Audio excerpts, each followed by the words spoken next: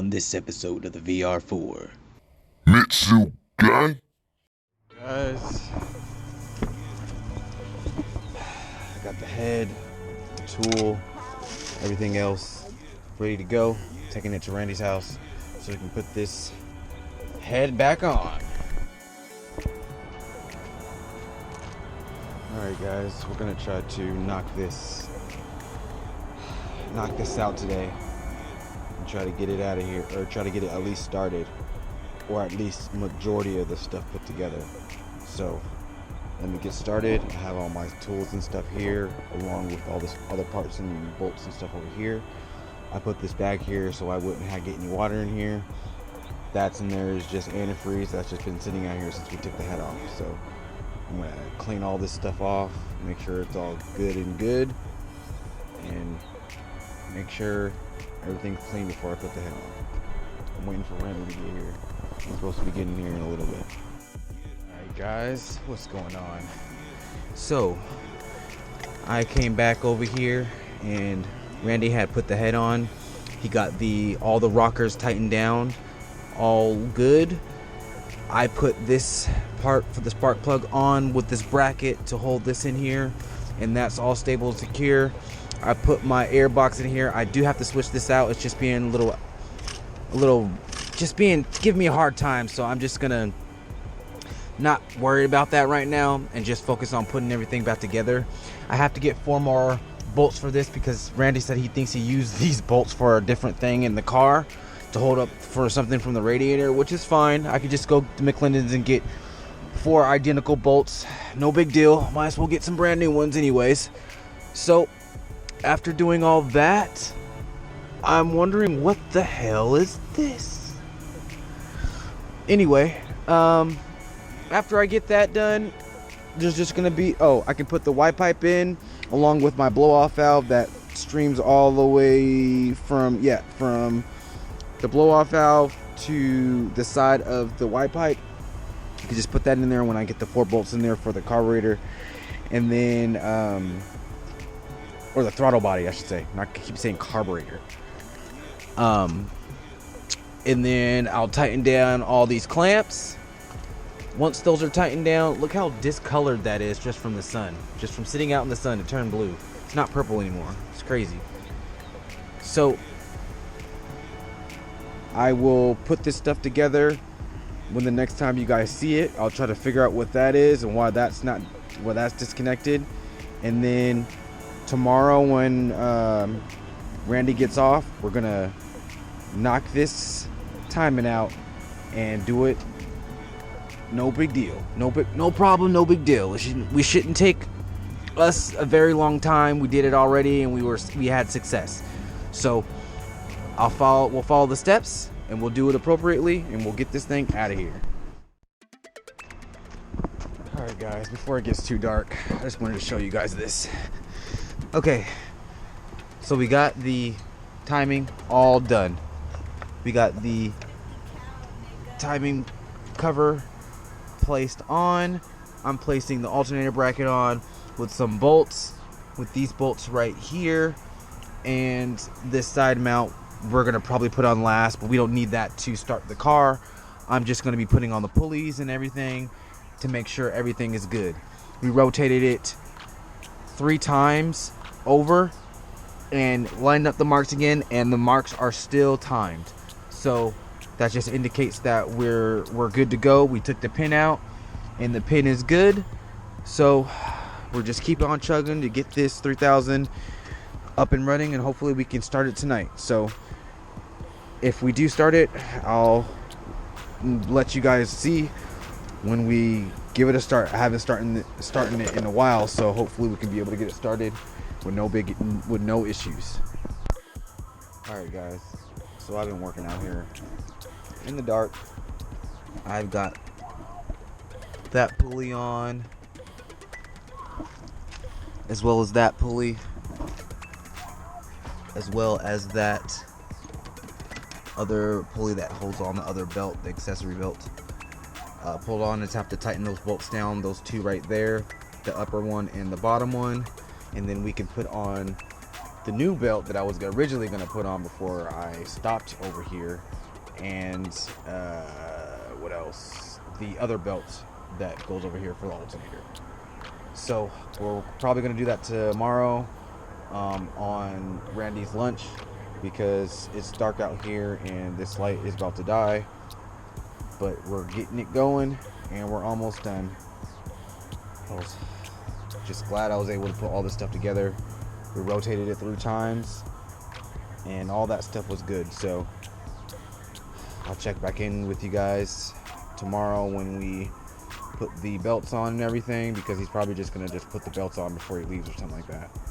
And then when I get here, I'll probably do some double checking and make sure all the bolts are tightened up. And then I'm gonna go to the house and then assemble this new filter, because I have to take these bolts off and assemble it and put that new clip on as well. So I'll take this off before I leave, and the battery and everything is in the trunk, and we should be good. So as well, I have to figure out what this part is that's going in here, and figure out if that matters or if that is disconnected for some reason too. I'll do some research with that too. So check back in with you guys tomorrow. Alright, so before I get on out of here, I took the air bracket off of the filter, and I'm going to take it home to reassemble to get ready to put on to here.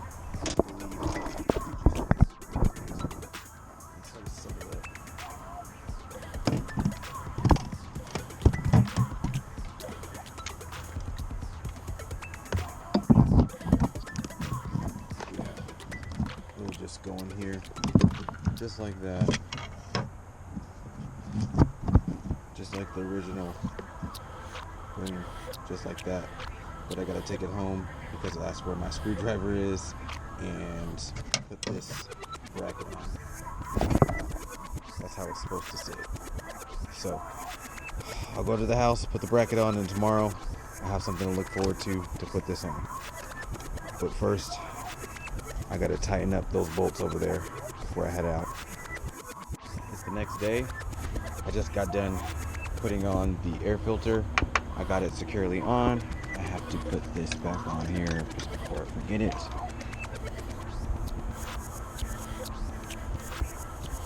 That back on here. This can sit back over here, and route back over there. So yeah, all we have to do now is put on the accessory belt and the other belt. I'm waiting for Randy to get back so we can do that. Then we'll be able to start it up and we'll be good to go. So once Randy gets back, I'll when we put everything back together, I'll turn back on the camera so you guys can see for the first startup. Guys, Randy came on his lunch, and we put in the alternator belt and the accessory alley. So just attached this one. We didn't put this on here because we don't need all of those little bolts just to start the car. We're gonna start the car just to make sure everything's good. I have to go get antifreeze and gas just to fill it up because it's been a while and I think the gas gauge is low. So I'm gonna go get that stuff and I'll come back and we can start it up, guys. Yeah.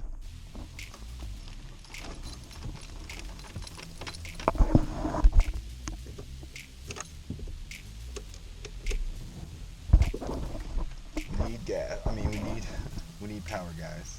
We're gonna go jump it. All right, guys, we're getting ready.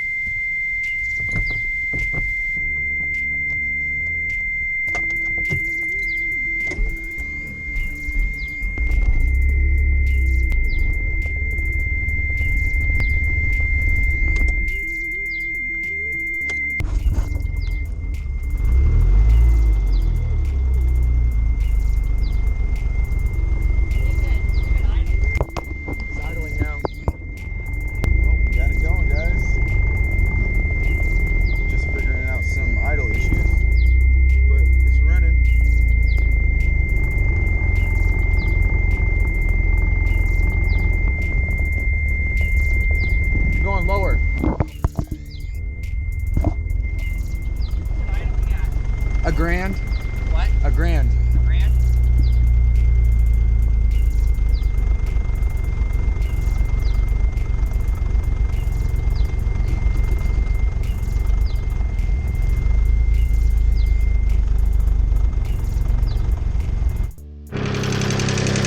How does it sound to you? I can hear that back turbo. Yeah. Sounds better than it did the first time we started it. Yeah. Sounds good. Sounds good. If you put your ear over here, it sounds like something's sucking up. I can't tell if that's this. Yeah, I put a new one on there. Yeah, but if you put your head over here, you can hear the air sucking in. You can almost hear it when you're quiet. Hear it? It's like, Yeah. I don't know if that's this, or if there's an air leak in your... I can't tell. It's kind of hard to tell if it's this or not. Or this thing. What's going on, guys? So, as you saw, we got the VR-4 running, and it ran for a little while. Then I think he told me to, Randy told me to turn it off, and then I turned it back on. It turned right back on. As I tried to drive it, the car had died. So we had pulled the car back a ways so we could try to jump it again. Started it again, but then it died again after a while. We were taking the spark plugs off. We were trying to think of some other issues that was going on. There are some wires that I found out was, I think it is the TPS sensor. Those wires for that plug are I think two of the wires are not connected into that plug. I was thinking that that was the problem.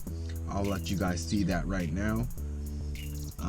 There are two plugs in there, and then there's three wires that are associated with that plug, and two of the wires are out of the plug. So I have to fix that issue as well.